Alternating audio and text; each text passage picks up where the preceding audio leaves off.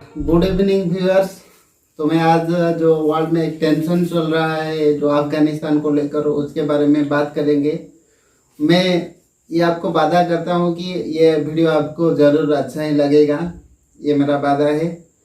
तो ये माना जाता है कि may God keep you away from the venom of cobra, teeth of a tiger and revenge of a Afghani. ये क्यों बोला जाता है, उसके पीछे में क्या रहस्य है, उसके बारे में हम जानेंगे।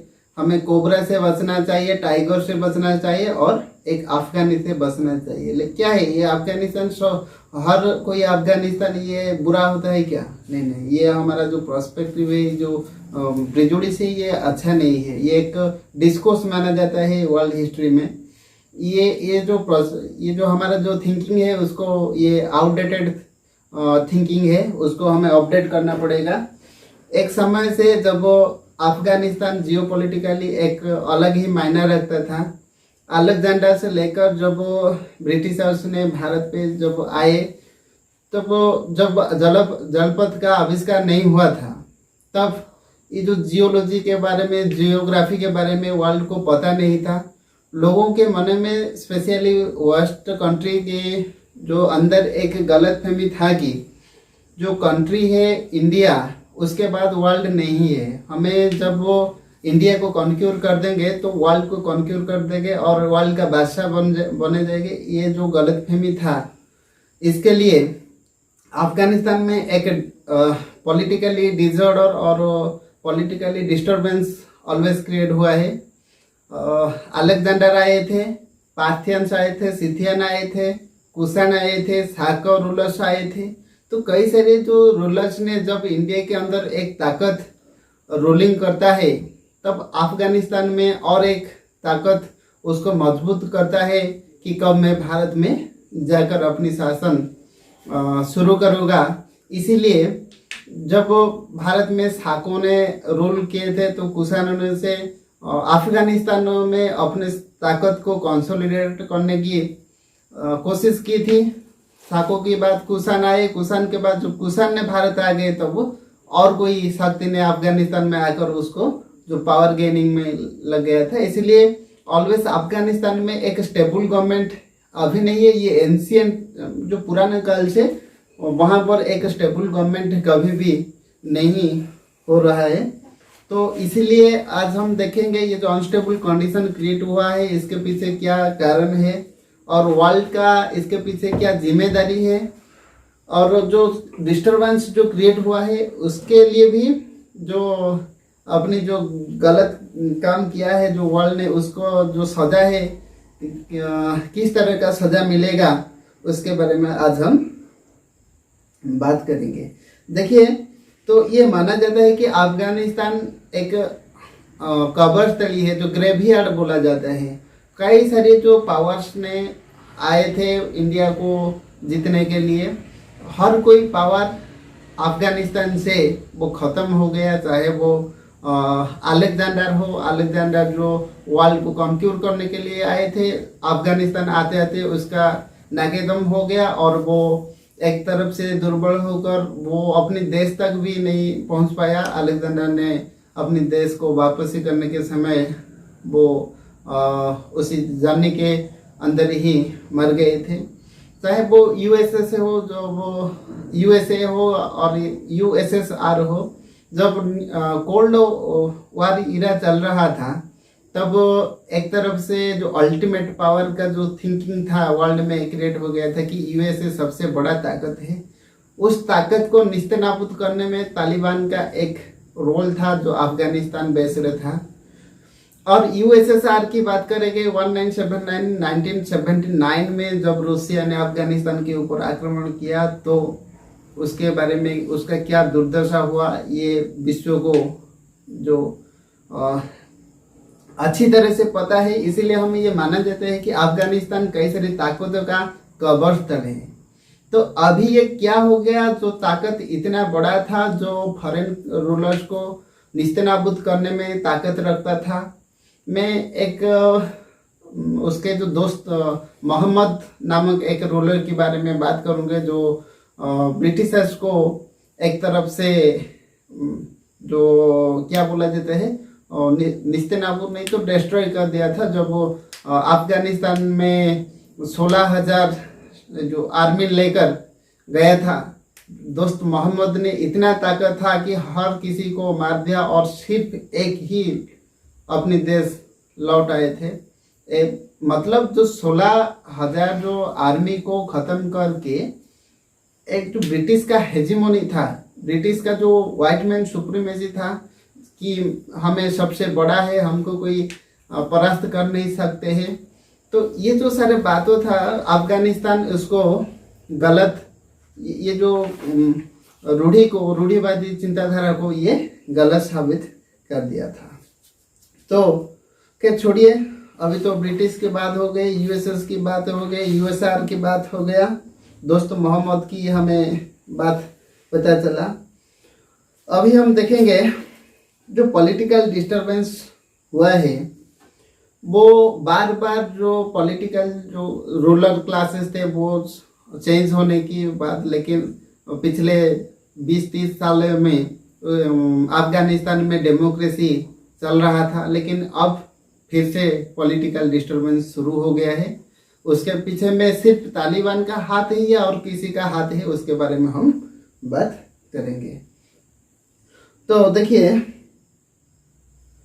मैं एक इंडियन फिलोसोफर जो दीनदयाल उपाध्याय थे, हमें माना जाता है वो बड़े ही फिलोसोफर थे। अभी जब बीजेपी गवर्नमेंट आया तो उसके बारे में चर्चा बढ़ गया।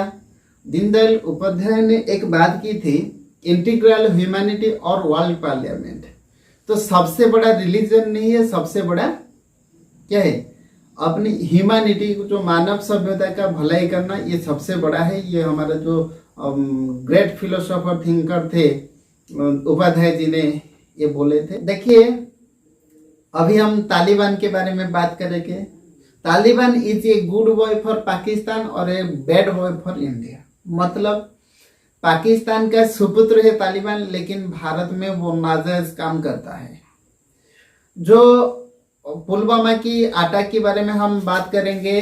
पुलवामा में जो हमारा कश्मीर भिजा हुआ है आर्मी के रक्त से, वो अभी तक नहीं सूखा है। और उसके बाद और एक टेंशन आ गया है, तालिबान अभी तक्का पलट कर दिया है अफगानिस्तान में। अभी हमें ये वेट करना पड़ेगा, देखना पड़ेगा कि वो कितना नुकसानदायक होगा और या हमें कैसे कंट्रोल कर पाएंगे, उसके बारे में सोचना होगा।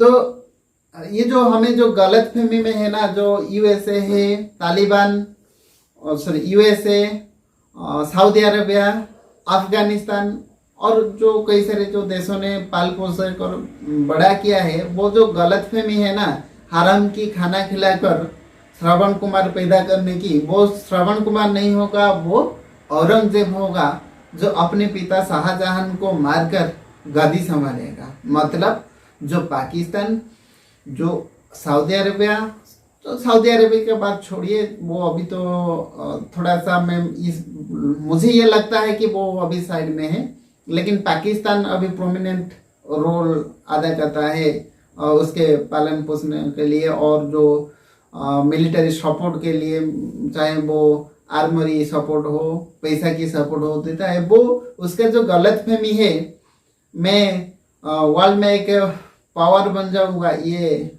ठीक नहीं है। वो समय बताएगा और ये इसे वक्त आएगा जैसे यूएसए का हुआ था, जब वर्ल्ड में अल्टीमेट पावर बोलाता था यूएसए, और 2000 की 21वीं शताब्दी में जो पहले में जो हुआ, उसको लेकर वर्ल्ड में ये गलतफहमी दूर हो गया।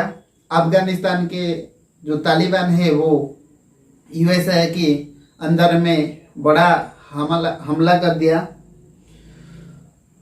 ओके, तो इसीलिए हमें हम सब मिलकर ये कोशिश करना चाहिए और उसको कंट्रोल करना चाहिए। देखिए, मैं उसका एक अच्छा उदाहरण दूंगा जो वर्ल्ड का। देखिए, जब 1990 लेट 1990s पे वाजपेयी सरकार ने एटॉमिक रिसर्च किया था, तब अमेरिका ने ये सैंक्शन लगाकर भारत को आइसोलेशन में रख दिया था। लेकिन भारत का जो एटॉमिक रिसर्च की सिर्फ 7 दिन में किसी ने, पाकिस्तान ने जब डिक्लेयर कर दिया मैं भी एक एटॉमिक पावर हूँ, मैं भी 7 दिन में अभी ये रिसर्च करके एटॉमिक पावर और जो एटॉमिक बम तैयार कर दिया हूँ, तब विश्व ने सोचा कि पाकिस्तान गधा बेच कर कब इतना इंटेलिजेंट हो गया कि सिर्फ 7 दिन में एटॉमिक बम बना डाला। लेकिन जो यूएसए, जो वर्ल्ड इंडिया को अपोज कर रहा था, इंडिया के लिए सैंक्शन दिया था, वो क्यों अभी सीने में ताल ठोक कर बोलता है कि मेरा पाकिस्तान 7 दिन में बम बना डाला। तो ये हमारा जो इंडियन फिल्म है हेरा फेरी का एक डायलॉग है, 2 दिन में पैसा डबल, वो वाला बात हो गया। वो कुछ नहीं है।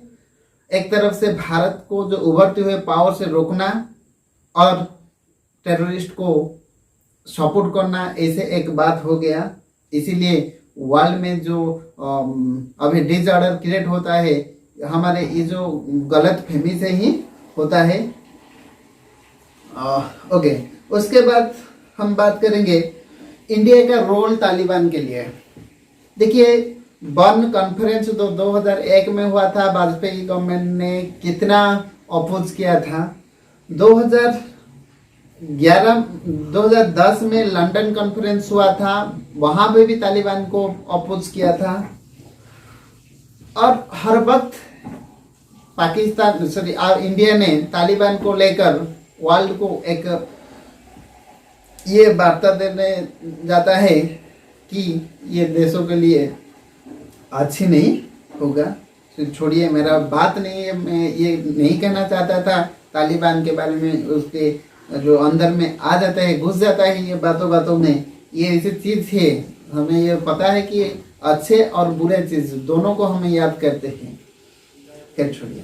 तो भारत ने लुक नॉर्थ पॉलिसी जो नरसिम्हा राव ने की थी, उसके बाद कनेक्ट सेंट्रल इंडिया पॉलिसी जो 2010 का जो गवर्नमेंट था, मनमोहन सिंह का गवर्नमेंट था, और अभी जो high octane policy Modi government का, बीजेपी लेड गवर्नमेंट का, वो हर वक्त ये कोशिश कर रहा है कि कैसे हमें जो अफगानिस्तान के साथ हमारा रिश्ता मजबूत रहे।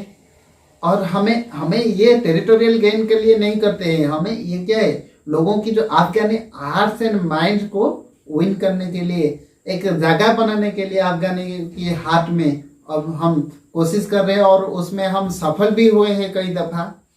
अफगानिस्तान को पूछेंगे तो भारत कैसा देश, वो बता देंगे कैसा देश है भारत, और क्या क्या किया है भारत ने। जब गुजर रहा था 1991 में payment of balance of payment crisis, BOP crisis में, उससे लेकर अभी तक जो कोरोना सिचुएशन से भी कितना जो हेल्पफुल रहा है भारत ने। फिर भी भारत हमें ये जो जानते हैं, अर्जुन एक कि जो अपनी पावर से नहीं लड़ पाता, और जो धर्म की युद्ध के लिए कई सारी ताकत ने मिलाकर धर्म की युद्ध जिताई थी पांडवों को, ऐसे भारत को जिताने के लिए, भारत को जो बिग ब्रदर इमेज है एशिया में, उसको कंटिन्यू करने के लिए और शक्ति का सहायता चाहिए। नहीं तो अर्जुन जैसा हाल होगा, और अकेला भारत के पास इतना ताकत है लेकिन वो यूज नहीं कर पाएगा धर्म युद्ध को जीतने के लिए। तो अभी ये तो बात हो गया एक तरफ से वर्ल्ड का पर्सपेक्टिव व्यूज क्या है इंडिया के लिए और पाकिस्तान के लिए, अफगानिस्तान में जो बढ़ती हुई जो टेररिस्ट को रोकने के लिए।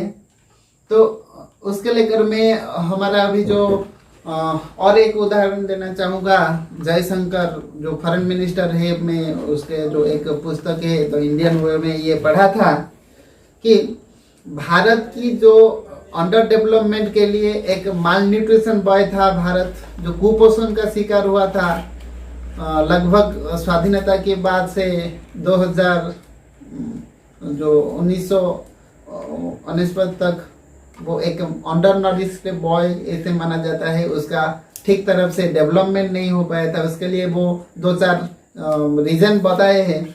एक था पार्टीशन। पार्टीशन क्या, भारत और इंडिया और पाकिस्तान का पार्टीशन, और लेट एटॉमिक रिसर्च, और एक था लेट इकोनॉमिक क्राइसिस। तो मैं वो 3 पॉइंट के बारे में बात नहीं करना चाहूँगा, सिर्फ एक पॉइंट के बारे में बात करना चाहूँगा, वो है पार्टीशन। देखिए, मैं ये सुनी थी कहाँ पर या पढ़ी थी, ये तो मुझे अच्छी तरह से याद नहीं है, लेकिन ये बोला जाता है कि हमारा नेबर है वो नेचुरल एनिमी है, हमारा जो पड़ोसी है वो प्राकृतिक तरफ से हमारा शत्रु बन जाता है, लेकिन जो नेबर का नेबर है, जो हमारा नेबर का नेबर है, वो नेचुरल एलाई है। मतलब जो हमारा पड़ोसी का पड़ोसी है वो हमारा दोस्त है। इसी की जो इस बात में ही छुपा है बहुत सारे रहस्य की। तो शत्रु और कहां से पैदा नहीं होता है, एक ही गोद से जन्म लेता है। उसी तरह की बात हो गई। जो पाकिस्तान में भारत की गोद से निकला है वो भारत को निस्तनाबूद करने में जुड़ा हुआ है, वो तालिबान को सपोर्ट कर रहा है, वो आईएसआईएस का सपोर्ट कर रहा है, जो आईएसकेपी का सपोर्ट कर रहा है, लश्कर ए तोयबा का सपोर्ट कर रहा है भारत को वीक बनाने के लिए। वो ये बात होगी कि हमारा पड़ोस जो है वो नेचुरल एनिमी और पड़ोसी का पड़ोसी जो नेचुरल एलाय। मतलब अफगानिस्तान के साथ हमारा जो रिलेशन है, फॉरेन रिलेशन है, इकोनॉमिक रिलेशन है, वो वहाँ तो हमारा मैन टू मैन रिलेशन है। इसीलिए हमें ये एंश्योर करना जरूरी है कि अफगानिस्तान में कैसे पीस और प्रोस्पेरिटी आ पाएगा। चाइना और इंडिया को अभी हाथ मिलाकर खड़ा होना चाहिए अफगानिस्तान इशू के लिए। देखिए, जो स्टेक होल्डर बोला जाता है, ज़्यादा जो फॉरेन जो इन्वेस्टमेंट किया है वो इंडिया है, चाइना है। तो मतलब जब आएगा, तालिबान आएगा, और चाइना के अंदर में भी तालिबान का जो मुस्लिम जो उइगुर मुस्लिम्स है वो अभी चला रहा है, कई सारे रिवोल्यूशन चल रहे हैं। और इंडिया में भी जो लोगों हैं, मैन टू मैन रिलेशन होने की वजह से ज़्यादा लोगों हैं और अच्छी खासी फॉरेन इन्वेस्टमेंट भी हुआ है। इसीलिए हमें ये हाथ मिलाकर अफगानिस्तान में ये जो पीस प्रॉस्पेरिटी के लिए कोशिश करना चाहिए। और उसके साथ साथ हमें कुछ काम करना चाहिए।